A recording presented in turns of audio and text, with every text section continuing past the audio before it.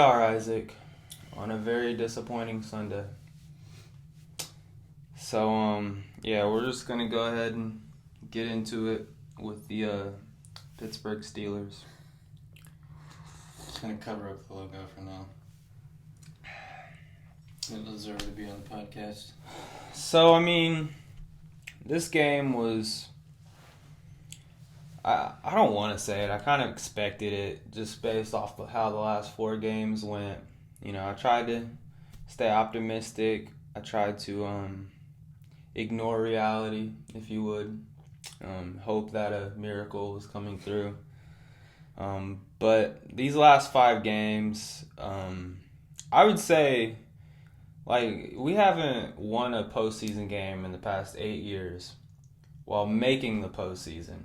All of those years. Every year, yeah. And, you know, at a certain point, you get into this mindset of, it's okay, we're rebuilding. You know, we're trying to get our way back on top. Even though this is wasting the prime years of one of the best edge rushers that the league's seen in a long time with TJ Watt. I mean, this season, it felt like, okay, like we might have a shot to get over that hump a little bit. We brought in some decent key pieces in the offseason. At least we thought they were going to be good pieces. We developed our offensive line specifically through the draft, even though we didn't really get to see our first-round draft pick. But there was a lot of hope, I guess, going into this postseason. And then bringing in the veteran quarterback that's been there. I mean, I was in the mindset of even if he plays average, like we still have the team built around to where an average quarterback could plug in, do just enough, and we could still win. The collapse that we saw in the final 5 games of this stretch were more heartbreaking than all the other seasons we had because it went against the identity of the Pittsburgh Steelers in being a tough, high-effort defensive team. Defense, yeah. And the defense is just, it's looked, I mean, the words can't describe it. Like, we have all the pieces that you would think you need, and it just wasn't coming together defensively. Now, watching that last game, there's one play, well, there's a couple of plays that stuck out to me. The play when I really looked at it, and it was part of, I think it was like the third quarter. We had come out strong. We had scored. We looked like, okay, the offense is starting to get it together a little bit. And Dante Jackson, number 26, the cornerback, there was a play when the wide receiver caught the ball, and they needed a first down. I think it might have been like a second down play or something. But the first wave of contact comes like 2 yards short of the first down line. And Dante Jackson is running in, right? Should have a full head of steam. Instead, he lets up. And the dude drags one of our players for an extra 3 yards and another first down. And I was like, that is something you never see with Pittsburgh defense. Like, that corner, it doesn't matter what position you are. Whoever player it is, if you're a Pittsburgh Steeler and you have someone standing up the offensive player on defense, you come in with your head on fire and you knock that dude out. Yeah. This dude just let up. And so Dante Jackson is not a Pittsburgh Steeler. He should not be here next year. Russell Wilson. I mean, I know people say he's kind of washed, whatever. He's towards the tail end of his career. It's very obvious that if his first read is not there, he gets flustered. Mm-hmm. And he's either looking for the check down, which that's fine. Look for the check down, try to get the check down. But if that's all you're doing is deep balls and check downs, that means that it's going to be incomplete or tackle for a 2-yard gain. And so he just doesn't go through his progression. He was scrambling out of the pocket in instances when I didn't necessarily think he needed to scramble out. He could just step into the pocket. He also doesn't have the same speed that he used to. No, so he doesn't. Once he gets out of the pocket, it's not the same as it used to be where he could get away and grab for 5 or 6 yards. It's just not like that anymore. And then, I mean, I could tell that the D line, there was certain instances where they were like, okay, I'm gonna give it my 100% on this play, and they would try to get back there, but that didn't seem like it was every play. Yeah. It seemed like they picked their moments when they wanted to put in the full effort to try and get back there. Yeah. And that's just on the players' standpoint. And I mean, there was a couple of bad drops here and there from the wide receivers too that I would mention. Like the very first play of the game, Pat Freiermuth, he dropped a wide open pass, and I was just like, oh, that's going to be how this game goes. But no, really, it's all over Twitter. I mean, it's all over the sports commentators of the world. Mike Tomlin. I mean, people are saying, is this it for Mike Tomlin? Is he going to be gone? Now, my opinion on that, I think that it's really hard to find a good coach for a program as a whole in the NFL. And Mike Tomlin is that. Now, does he have lapses in judgment when it comes to trusting people around him to do their jobs? Because I mean, we had all this hype behind Arthur Smith. That the offensive play calling still seemed very conservative. It still seemed like it was a run play. It was a run play. It was a short pass. Like one of the other plays that stuck out to me towards the end of the game, when I think we had gotten it within it was either 1 touchdown or 2 touchdown game, and we had the ball again. And we took some penalties. I think we took some sack, but it was 3rd and 22. And on this 3rd and 22 play, he calls slant routes. Mm-hmm.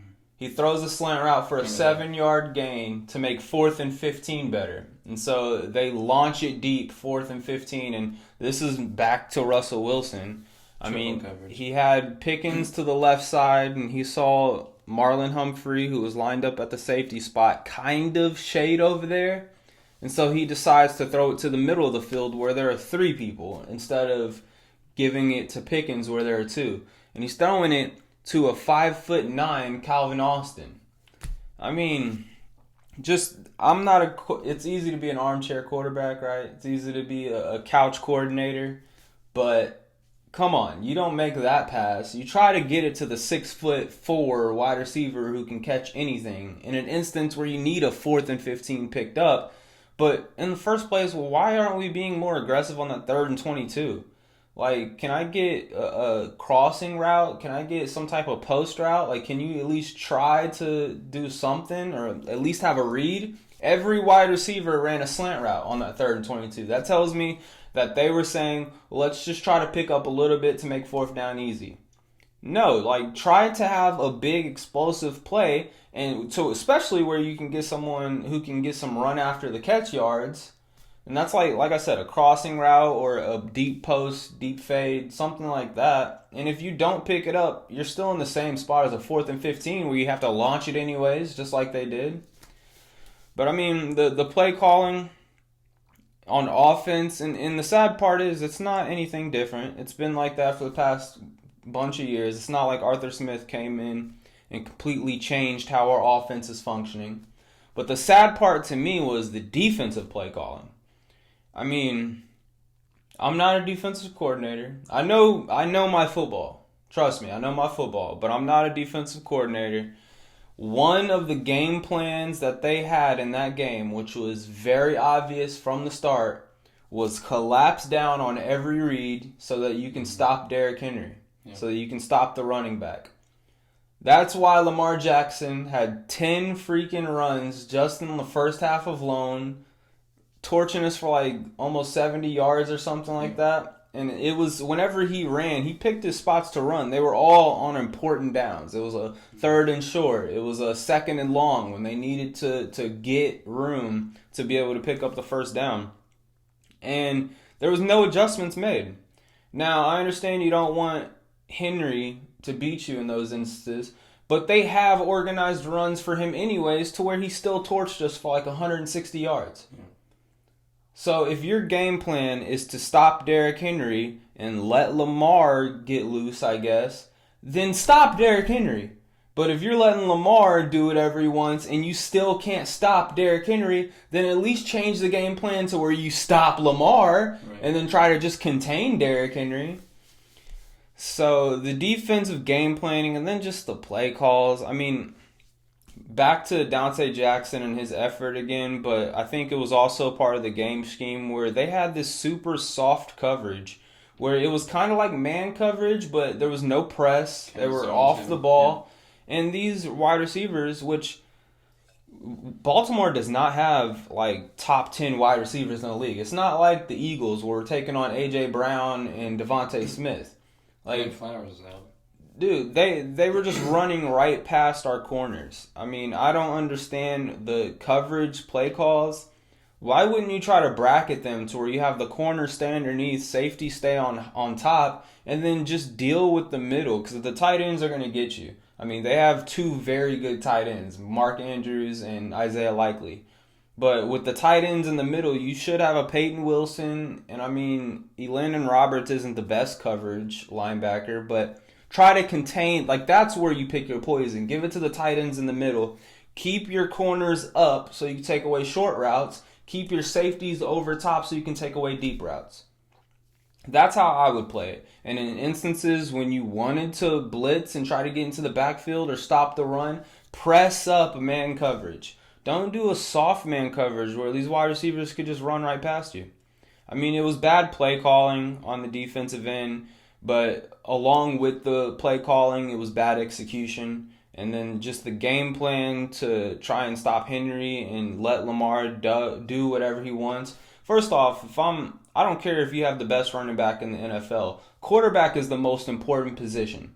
So you should prioritize stopping the quarterback. You know, if they have to solely rely on Derrick Henry, you're making them one-dimensional. But if you shut down Derrick Henry, but you still have a quarterback who can run the ball and can pass the ball, they're still a two-dimensional team. You don't know what they're going to do. So why would you prioritize stopping him over Lamar Jackson? I just don't understand that. So, I mean, that's my feelings on the Steelers game, man. That's my rant on the Steelers game. It was super disappointing. I even told you guys before the game started that, like, if it's looking very rough when it comes to the second half, I really want them to put in Justin Fields just to see what he can do with this current roster, what we have right now. You never know. You could be amazed. Yeah. I mean, Justin Fields is a dude that you could not say he's not, able to break off a 60, 70-yard run any given moment. Right. You'll never have that with Russell Wilson. Sure, he might launch it deep and have George Pickens push off a cornerback to get a huge gain, but ultimately, you're not going to get any super explosive plays out of Russell Wilson. It's super conservative ball. And when you're going into halftime and you're down 21 points, you don't need conservative play calling anymore. You need explosive plays trying to get back into the game. And they still decided to not go with Justin Fields. I don't understand it, but I will say, though, so yes, the first half was a complete disaster across the board. So offensively, they couldn't do anything. Defense, they couldn't stop anything. I mean, anything. But then you expect a team to go in, they have a conversation, and they adjust when second half comes in. Every team's expected to do that. And then that's kind of what they did. They almost gave us a glimmer of hope because it's like, wait a minute. It was a 14-28, and they were moving the ball. They started to score. They started to have some openings on the wide receiver position. But yet again, they just, for whatever reason, couldn't figure out how to stop them. It wasn't until late in the third quarter that the Ravens had their first 3 and out. Yeah. First 3 and out, and that just can't happen. And that's what you said. I think it's an interesting piece to where the Steelers have always been known for a solid defense, and that's the thing that they could always rely on to keep them into games, and they did that through a majority of the season. And then all of a sudden, it was like a complete collapse. And it's not this game. As you said, it's the last 5 games. It was a complete collapse across the board. Now, I'm with you. I don't know what they're going to do with everybody. I mean, Wilson, I can't imagine they would keep him, but they, who knows? And I don't know what kind of contract he's going to want. They should not. Because he's going to want like a $30 million a year type of contract. And no, he's not worth that. He Yeah. might be worth that to the freaking Jaguars or some team that has Maybe. cap space, not a Yeah. quarterback. You know, he might. I would see him maybe going to the Jets or somebody like that if Rodgers is out. I could see them making some type of decision like that. But the other thing is, and I've heard it multiple times now, is I don't think Steelers get rid of Tomlin, but I think other teams go after him. So the Bears were a potential option. I think somebody that might look at him. You can't hate on Tomlin too much to think the fact that every year he's coached for the Steelers, he's gotten into the playoffs. I mean, you got to keep that in mind. But yeah, if you're not winning the game, it doesn't matter. Well, here's the thing, though. I mean, yes, he's getting into the playoffs, and there's a lot of franchises that would kill to be able to make the playoffs 8 years in a row. But with us, I mean, the expectations are so high for the Steelers. And when you're just making the playoffs, but then getting out in the first round every year, that doesn't allow you to enter this rebuild type of mode where you can get a strong draft pick, where you can have the urgency and the like. I guarantee you going into this season, just like I just expressed, all the Steelers fans, probably Steelers players, are like, okay, we just got this quarterback who can just do this little bit. We're right there. We're contending for the Super Bowl. Yeah. And that makes it to where as soon as you get on a 3-game, 4-game, 5-game skid, you start to question yourself. Now you become that bottom of the barrel type of team in the league, but you have a winning record. Like the mentality behind it is, oh, we've been losing. We shouldn't have even got here in the first place. We just got here because we're Steelers. Yep. Well, at the beginning of the season, you saw that bringing in Wilson and then Justin Fields, you're like, okay, like they got great deals for both, and so they were on the smart GM side. It seemed like that it made a lot of sense with what they were trying to do. But you said a word there, and I've heard it now in multiple games of teams who have lost the urgency to try to win the game. Yeah. And I mean, they said it about the Colts when I was watching the game. If they had to win this game in order to be still considered to go to the playoffs, and there was no sense of urgency whatsoever. The announcers in the first half with the Steelers game, they both said it multiple times. There's no urgency with these players. Now, I understand. I think we've all been there. We've both played sports where you kind of mentally get yourself in a position where you're like, it's hard to stay competitive. You're frustrated. You've gotten beat up the last 6 games, 5 games, whatever it is. But this is different. It's almost like when you get into playoffs, it's almost like a brand new start. What you did in the regular season doesn't matter anymore. You could be undefeated and go into the playoffs and still lose the first game. It doesn't matter. It's a brand new start. Everybody's on a higher level. They realize they want to push themselves forward and try to win the game and to get to the next game, to then get to a championship. So you got to mentally, I think, move yourself to the next level. And it didn't seem like they really did that. And it is disappointing because I think there was a lot of people who had a lot of high hopes for the team to make a very competitive run. Now, I'm not taking anything away from the Ravens. They're a good team. Really good. Yeah. And I mean, this might be their year. Well, that's what they said, and I think they're talking about potential, championship run. And we've also said Lamar could be the MVP. His numbers are insane. Yeah. And I don't know. I mean, I'm not a coaching person when it comes to football, but to try to stop a man like that who just has the confidence level he has right now because every piece that he's doing is working, I don't know how you do it because he's that elusive on the field. He can make a good pass or he can, all right, I'll just run it for 10 yards if nobody's going to be open. I mean, that's just really hard to game plan against, I think. And so it'll be interesting to see who they face next and how they'll play him because I guarantee they're going to watch that film from the Steelers game and say, here's adjustments we're going to have to make in order to keep him contained and keep him. I mean, there's a couple of times the Steelers did it to where they did sack him and they did get some pressure on him. And you, just like all quarterbacks, when you're able to do that, that disrupts your flow of the game. And so it is possible. It's definitely possible, but you just got to do it on a consistent basis and not give him some of those open. I mean, he just needs this. I mean, he only needs a little bit, and he can take advantage of it. At least right now he can.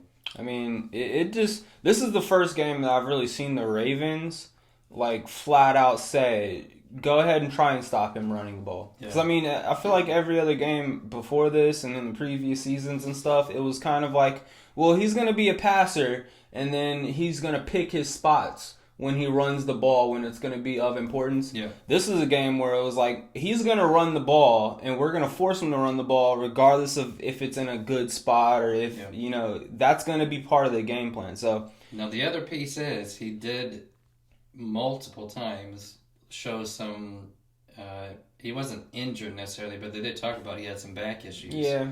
So, you know, will he be able to maintain that for the rest of the playoffs and potentially into a championship and not let it affect his game? Because that's going to...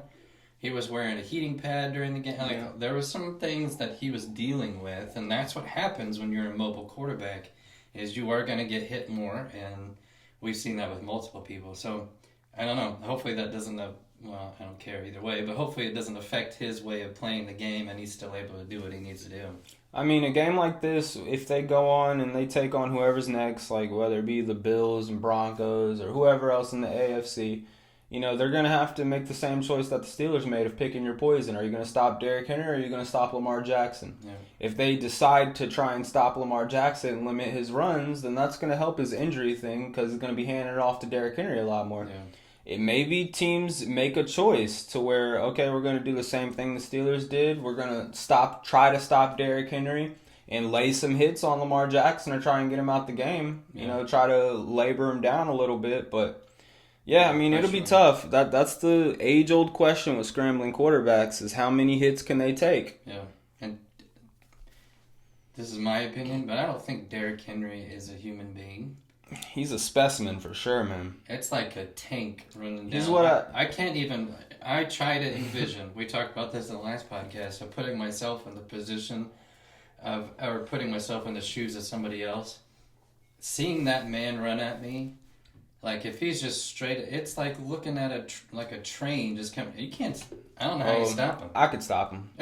I'd stop him. You know how? I would ankle bite him. I would dive at his kneecap.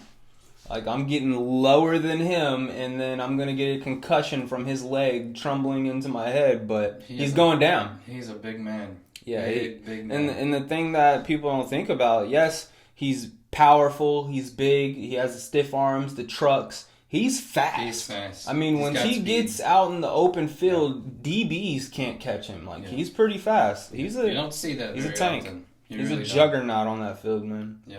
Whoever told him to stay with the running back position was a complete genius because they did a good job because he could have been anything else. I mean, imagine him at like the D-end position. Yeah. Or he could have been like a tight end position. He could have been something that if he can catch. Yeah. But I guess they really don't throw to him. Yeah, no, he's not a catching running back. Yeah. But all right, well, that's enough for the Steelers and the Ravens. I thought I was gonna cry during this, but I managed to hold in the tears. We got tissue in the corner just in case. Just in case.